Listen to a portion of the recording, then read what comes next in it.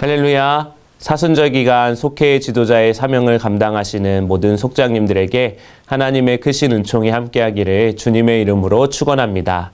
기도하시겠습니다. 길이요 진리요 생명 되신 주님, 우리를 진리와 생명의 길로 인도하여 주셔서 감사를 드립니다. 우리가 걸어가는 이 평생의 길 가운데 동행하여 주시고 또 친구가 되어 주시니 또한 감사를 드립니다.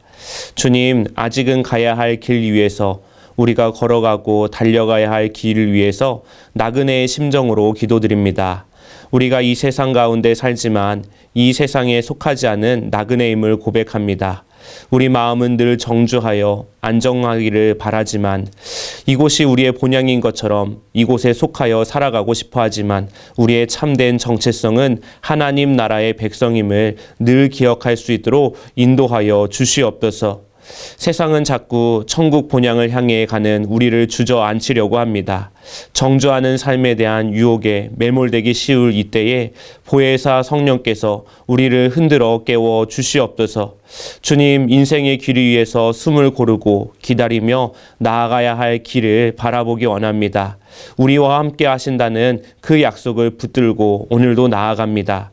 불기둥과 구름기둥으로 인도하여 주시고 만나와 메추라기로 먹여주신 주님 손을 오늘도 바라보기를 원합니다. 그리고 주님이 걸어가신 그 십자가의 길을 바라보기 원하오니 우리의 믿음의 눈을 열어 주시옵소서. 그리하여 우리를 이끌어 매일의 일생 속에서 영광스러운 넓은 길이 아니라 십자가의 좁은 길을 갈 수 있도록 인도하여 주시옵소서. 우리 주 예수 그리스도의 이름으로 기도하옵나이다. 아멘. 이번 주 속회 공과는 8과 그가 징계를 받음으로 우리가 평화를 누리고입니다. 본문은 이사야 53장 4절에서 6절까지의 말씀입니다. 함께 읽도록 하겠습니다. 그는 실로 우리의 질고를 지고 우리의 슬픔을 당하였거늘 우리가 생각하기를 그는 징벌을 받아 하나님께 맞으며 고난을 당한다 하였노라. 그가 찔림은 우리의 허물 때문이요 그가 상함은 우리의 죄악 때문이라. 그가 징계를 받음으로 우리는 평화를 누리고 그가 채찍을 맞음으로 우리는 나음을 받았도다. 우리는 다 양 같아서 그릇 행하여 각기 제 길로 갔거늘 여호와께서는 우리 모두의 죄악을 그에게 담당시키셨도다. 아멘. 이사야 40장에서 55장까지는 하나님의 고난받는 종이라고 불리는 본문이 총 4가지가 등장합니다. 그리고 오늘 본문 말씀은 하나님의 고난받는 종에 대한 마지막 본문이자 가장 뼈대가 되는 핵심 본문 중에 하나입니다. 이사야서에 나타난 고난받는 하나님의 종은 도대체 누구인가? 이런 질문 때문에 많은 성경에 연구가 있었다고 합니다. 최근에 구약학자들의 연구의 결론은 누구인지 잘 모르겠다라고 하는 것입니다. 이 사람이 누구인지 아는 것이 중요했다면 이사야서에서 이미 이 종은 누구다라고 언급을 했을 것이라고 말합니다. 그러나 이사야서는 이 종을 익명으로 남겨두고 있습니다. 이러한 익명성이 무엇을 의미하냐면 누구인지가 중요한 것이 아니라 어떤 삶을 살아갈 것인지가 중요하다라고 하는 것입니다. 이 종의 정체를 알아가는 것이 중요한 게 아니라 이 종이 하고 있는 사역과 그의 삶을 배워나가는 것이 훨씬 더 중요하기 때문에 이 고난받는 종은 익명의 이름으로 되어져 있다라고 이야기하는 것입니다. 우리는 보통 여기서 말하고 있는 하나님의 종을 예수 그리스도라고 생각을 합니다. 사실 역사적으로 이 구절에 가장 적합하게 살아내신 분이 바로 예수 그리스도이십니다. 하지만 이 말이 처음 선포되었을 때 예수님을 염두하고 한 말은 아니었습니다. 이사야 40장부터 55장까지 읽는 대상은 바벨론 포로에 끌려갔던 사람들이기 때문입니다. 지난 속회공과에서 살펴봤듯이 이들은 이미 죗값을 배나 치렀습니다. 이들이 죗값을 배나 치르렀다고 하는 것은 이들이 고난을 짊어졌다라는 의미입니다. 그러니까 여기서 말하고 있는 고난받는 하나님의 종은 이스라엘 백성들 전체를 의미하는 것입니다. 그리고 그 고난은 예수님께서도 동일하게 짊어지시고 또한 오늘날 우리에게도 그 고난을 받는 것에 하나님께서 우리를 초청하시는 말씀이다라고 받아들일 수 있는 것입니다. 그래서 이번 주 우리가 나눌 속회공과의 말씀은 단순히 예수님이 우리에게 행하신 일들을 집중하는 것에서 넘어서 가지고 우리도 주님께서 행하신 일들을 따라가야 한다. 우리도 이 고난받는 하나님의 종과 같은 삶을 살아가야 한다라고 하는 적용으로 나누어야 되겠습니다. 오늘 속회공과를 나누면서 우리 속장님들이 먼저 하나님의 고난받는 종으로서 주님이 걸어가신 길을 따라가는 은혜가 주어지기를 주님의 이름으로 간절히 축원합니다. 첫째로 우리의 허물과 죄의 대속물이 되어주십니다. 5절 말씀입니다. 그가 찔림은 우리의 허물 때문이요 그가 상함은 우리의 죄악 때문이라. 그가 징계를 받음으로 우리는 평화를 누리고 그가 채찍을 맞음으로 우리는 나음을 받았도다. 5절 말씀은 종의 고난이 우리의 죄악 때문이었다. 2번이나 반복해서 강조를 하고 있습니다. 여기서 허물은 죄를 가리키고 죄악은 형벌을 의미합니다. 그러니까 그가 찔린 것은 우리의 죄 때문이며 그가 상한 것은 우리가 받아야 할 형벌 때문이다라고 하는 것입니다.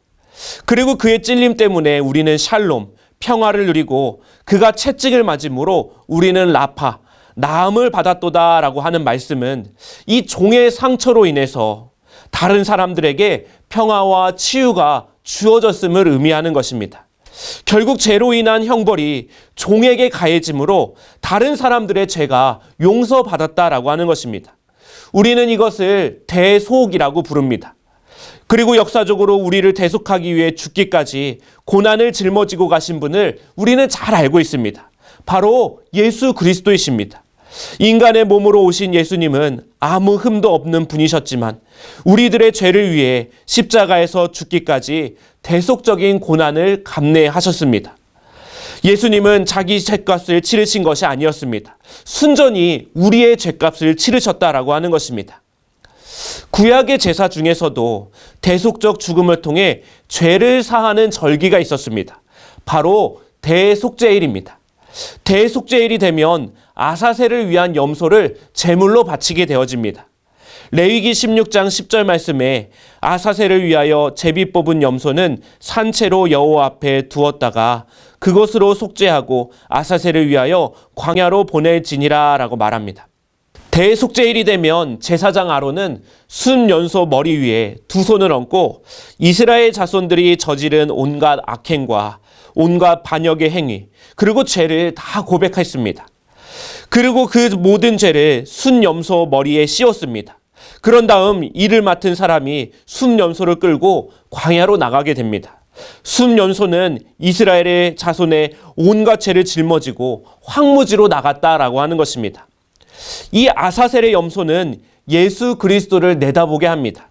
그래서 세례 요한도 예수님을 보고 보라 세상 죄를 지고 가는 하나님의 어린 양이로다 라고 말하였습니다. 구약 성경을 조금이라도 알고 있는 사람들은 세례 요한의 이 말을 들고 바로 예수님이 바로 저 아사셀의 염소와 같은 분이셨구나 라는 것을 알게 된다라고 하는 것입니다. 주님은 우리의 모든 악행과 반역행위, 온갖 죄를 대신 짊어지시고 죽음의 길로 가셨습니다. 주님은 우리 모든 사람을 위해서 죽음을 당하셨습니다. 고난받는 종은 우리의 질고를 지고 우리의 슬픔을 당합니다. 하나님이 아니라 욕망이라고 하는 우상을 섬기는 우리 때문에 하나님의 형상을 잃어버린 채 세상에 물들어버린 우리 때문에 주님은 우리의 죄를 대신 짊어지시고 죽음의 길을 걸어가셨다라고 하는 것입니다. 나아가 주님은 2000년 전에만 우리의 죄를 대속하기 위해서 죽으신 것이 아니라 지금도 우리를 대신하여 아파하고 계십니다. 우리를 대신하여 채찍을 맞고 계시다라고 하는 것입니다. 히브리서 말씀에 주님께서 단번에 죽으심으로 모든 죄가 해결되었다라고 말하지만 단번에 죽으신 주님의 사랑은 지금까지 반복되어지고 있고 매일같이 우리에게 임하는 사랑이다라고 하는 것입니다. 그래서 찬송가 147장의 고백이 오늘 우리가 동일하게 고백할 수 있는 참다운 고백이 되어지는 것입니다. 거기 너 있었는가 그때에 주가 십자가에 달릴 때에 오 때로 그 일로 나는 떨려 거기 너 있었는가 그때에. 이 질문 앞에 우리가 나아갈 때 우리는 함부로 살아갈 수 없게 되어집니다. 교만할 수가 없습니다. 한희철 목사님의 겸손하다는 것에 대한 글을 읽어보면 겸손이라고 하는 말은 흙에서 온 말이다라고 이야기합니다. 왜냐하면 흙을 의미하는 라틴어 후무스와 겸손, 휴밀리티가 동일한 어원에서 나왔기 때문이다라고 말합니다. 겸손한 사람은 자신이 흙이라는 것을 알고 있는 사람입니다. 하나님이 자신을 지었다라는 것을 알고 있고 자신이 하나님이 아니다라는 것을 알고 한 줌의 흙에 와서 한 줌의 흙으로 돌아가는 것을 아는 자가 바로 겸손한 자입니다. 그래서 한 줌의 흙에 불과한 나를 하나님의 형상으로 지으신 하나님 앞에 나아갈 때 겸손한 마음을 품는 것이며 하나님의 형상을 죄악과 부정으로 망가뜨린 나 자신을 회복하기 위해 겸비한 마음을 품게 된다라고 하는 것입니다. 베네딕토라고 하는 수도원의 규칙서에 보면 겸손한 삶의 자세에 대해서 이런 규칙을 만들어 놓았다고 합니다. 첫째, 하나님에 대한 두려움을 눈앞에 두어 잊지 않는 것. 둘째, 자신의 뜻과 욕망을 채우는 것을 좋아하지 않는 것. 셋째, 비위에 거슬리는 일조차 묵묵히 인내로써 받아들이는 것. 넷째, 자기 마음속에 들어온 악한 생각까지 윗사람에게 알릴 것. 다섯째, 질문을 받기 전에는 말하지 말 것. 사랑하는 성도 여러분, 하나님의 대속의 은혜 앞에서 우리는 무한히 겸손할 수밖에 없습니다. 우리가 이번 속회로 모일 때에 하나님께서 우리에게 베푸신 은혜들을 한번 나눠보시면 좋을 것 같습니다. 그리고 그 은혜 앞에 겸손하게 사는 삶에 대해서 한 번 더 나눠보시면 더 좋은 속회가 될 것입니다. 벼가 익어갈수록 고개가 숙여지듯이 우리도 고난받는 하나님의 종 예수 그리스도의 은혜를 생각하면 생각할수록 겸손히 고개가 숙여지는 은혜가 있게 될 줄 믿습니다. 둘째로 평화를 위한 대속물이 되어주십니다. 다시 5절 말씀에 그가 징계를 받음으로 우리가 평화를 누리고 합니다. 고난받는 종이 징계를 받아서 우리가 평화를 누리게 되었다라고 말합니다. 앞서 말씀드린 것처럼 이 고난받는 종의 행동은 우리가 따라가야 할 길이고 우리도 같은 행동을 따라가야 한다라고 하는 것입니다. 그러니까 우리도 징계가 필요합니다. 히브리서 12장 6절에서 7절 말씀에 주께서 그 사랑하는 자를 징계하시고 그가 받아들이시는 아들마다 책짓질 하심이라 하였으니 너희가 참음은 징계를 받기 위함이라 하나님이 아들과 같이 너희를 대우하시나니 라고 말씀합니다. 하나님께서 사랑하시는 자를 징계하신다라고 말씀합니다. 이 말씀은 고난의 현실 속에서 죄와 맞서서 싸우지만 아직 피 흘리까지 대항한 일이 없는 성도들에게 주어진 말씀입니다. 우리의 마음은 그리스도를 따라간다라고 하면서도 아차하는 순간에 옛 구습, 옛 습관으로 다시 한번 그 삶이 끌려 들어간다라고 하는 것입니다. 나도 모르는 순간 아차하고 세상을 따라갔다라고 하는 것입니다. 하나님의 나그네 된 백성으로 사는 것이 아니라 이 땅에서 영원히 살 것 같은 정착민으로 살아가는 것입니다. 일상의 무게에 짓눌려 가야 할 길을 잊어버리는 것입니다. 또한 세상의 달콤한 것에 취해 우리 영혼이 깊은 잠에 빠져들고는 합니다. 이때 하나님이 사랑하시는 자를 향해서 징계하신다라고 말씀합니다. 여기서 징계를 뜻하는 헬라어 파라클레시스는 훈계, 격려, 가까이서 부른다라는 뜻을 가지고 있는 단어입니다. 우리가 요한복음에서 보혜사 성령할 때 이 보혜사가 파라클레이토스라고 되어져 있는데 참 비슷한 단어다라고 하는 것입니다. 보혜사 성령께서 우리를 도와주시고 조언해 주시고 하나님의 마음을 알려주십니다. 그러니까 여기서의 징계는 부정적인 질책과 책망과 견책을 의미하는 것이 아니라 긍정적인 질책, 돌아올 수 있도록 돕는 징계를 의미하는 것입니다. 그래서 하나님께서 우리에게 징계하시고 우리에게는 하나님의 징계가 반드시 필요하다라고 하는 것입니다. 하나님의 징계의 방식은 참 다양합니다. 설교 말씀, 성도들과의 교제, 누군가의 실패의 경험, 관계 어려움, 그리고 질병, 예기치 않는 사고 등 하나님은 다양한 방식으로 우리에게 징계를 허락하여 주십니다. 하나님이 우리를 징계하기 위해서 불행한 일을 만나게 하신다라고 하는 말이 아니라 이런 재난이나 고통이 우리를 흔들어 깨워서 하나님과 만나게 하고 하나님의 평화를 맛볼 수 있도록 우리를 인도한다는 것이 핵심이다라고 하는 것입니다. 우리가 이번 주 속회로 모일 때에 내가 경험한 하나님의 징계가 무엇이었는지 한번 나눠보시면 좋을 것 같습니다.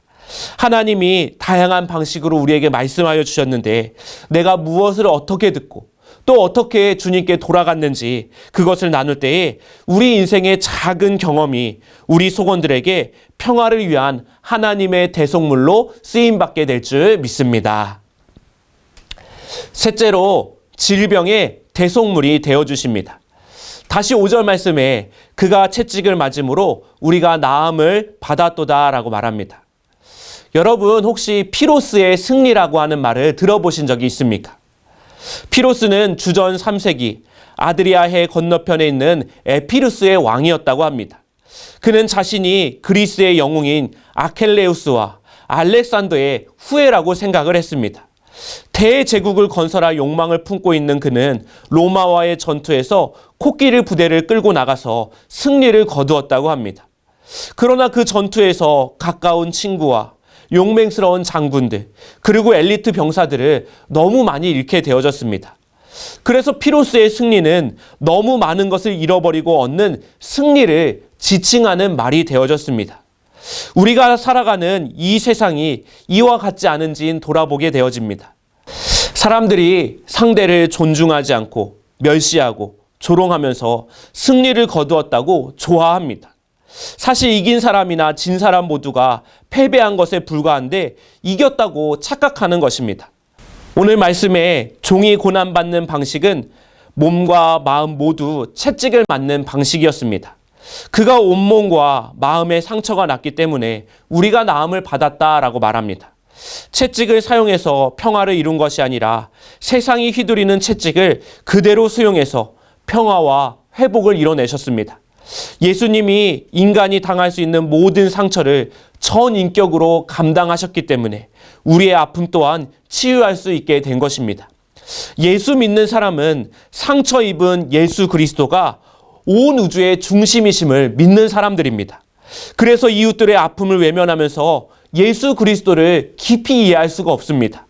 이웃들의 아픔을 조롱하고 이웃들을 힘으로 누르면서 예수 그리스도를 따라갈 수 없는 것입니다.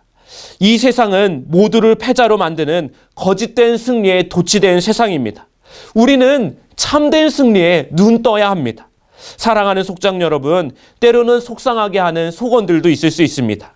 말로 상처 주는 속언도 있을 수 있습니다. 그 채찍을 묵묵히 감내하십시오. 하나님이 그리스도 안에서 우리를 용서하신 것 같이 우리도 그들을 용서하고 용납해주는 귀한 사랑의 사람이 되기를 원합니다. 내가 채찍을 맞음으로 그 속언이 나음을 받았도다. 이것이 우리의 간증이 되어지기를 주님의 이름으로 간절히 축원합니다. 기도하시겠습니다. 참된 종으로 우리를 위해 고난 받으신 주님, 우리의 눈을 밝혀주셔서 주님의 고난에 눈뜨게 하시고 주님의 고난을 외면하며 힘들고 어려운 일들을 피했던 우리의 삶이 고난받는 종의 삶으로 돌아가게 하여 주시옵소서. 또한 주님의 형상으로 만드신 사람들의 참 모습과 고귀한 존재를 알아볼 수 있는 눈을 열어 주시옵소서. 주님, 저희의 눈을 밝게 하여 주셔서 눈의 욕망과 욕심을 따라 살지 않도록 인도하여 주시옵소서. 불의한 이익과 유혹에 눈이 흐려지지 않도록 인도하여 주시옵소서. 교만의 눈이 높아지지 않도록 저희를 붙잡아 주시옵소서. 세상의 모순과 부정에 눈을 감지 않고 이웃들의 필요와 보냄받은 삶의 현장의 필요 가운데 눈을 크게 뜨고 주님의 손과 발이 되어 행할 수 있도록 인도하여 주시옵소서. 사순절 기간 우리 속장들이 먼저 십자가의 피로 거듭나서 새로운 삶을 살아가기를 원합니다. 그리하여 우리 속회가 하나님의 시선 안에 머문 귀한 속회가 될 수 있도록 인도하여 주시옵소서. 예수 그리스도의 이름으로 기도하옵나이다. 아멘. 하늘에 계신 우리 아버지여, 이름이 거룩히 여김을 받으시오며 나라의 임하옵시며 뜻이 하늘에서 이루어진 것 같이 같이 땅에서도 이루어지이다. 오늘날 우리에게 일용할 양식을 주옵시고 우리가 우리에게 죄 지은 자를 사하여 준 것 같이 우리의 죄를 사하여 주옵시고 우리를 시험에 들지 말게 하옵시고 다만 악에서 구하옵소서. 대개 나라와 권사와 영광이 아버지께 영원히 있사옵나이다. 아멘.